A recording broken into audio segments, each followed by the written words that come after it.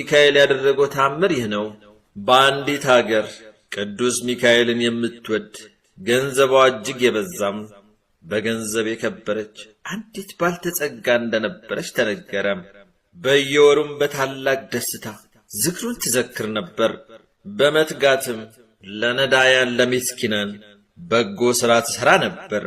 በቅዱስ ሚካኤል ስም የተራቡትን በማብላት የተጠሙትን በማጠጣት የታረዙትን በማልበስ ያዘኑትንም በማረጋጋትና ይህን ሁሉ በጎ ተግባር በመስራት ትኖር ነበር።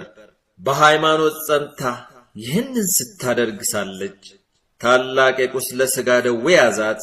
መላ አካሏ ሁሉ ፈጽሞ አብጦ መነሳት ተሳናት። ሰውነቷ በሙሉ በእሳት እንደተቃጠለ ሆነም። መድኃኒት ወደሚያውቁ መልእክት ላከች። ያን ጊዜ ፈጥነው ወደ እሷ ደረሱ። ደዌዋን ሁሉ ነገረቻቸው። ያድኗት ዘንድም ብዙ ገንዘብ ሰጠቻቸውና እጅግም ተማጸነቻቸው። ነገር ግን በሽታዋ ከመጽናት በቀር ሊያድናት የተሻለው የለም። ይልቁንም እየባሰባት ሄደም።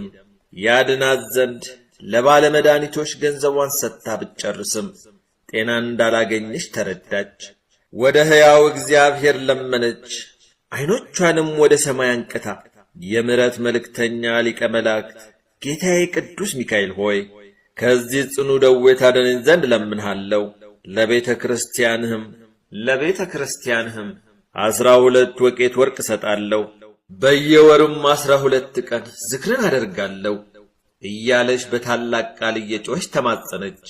ከዚህም በኋላ ዘመዶቿንና ቤተሰቦቿን አስጠርታ ወደ እግዚአብሔር ማጸንበት ዘንድ የሊቀ መላእክት ቅዱስ ሚካኤልን ስዕል አምጡልኝ አለቻቸው።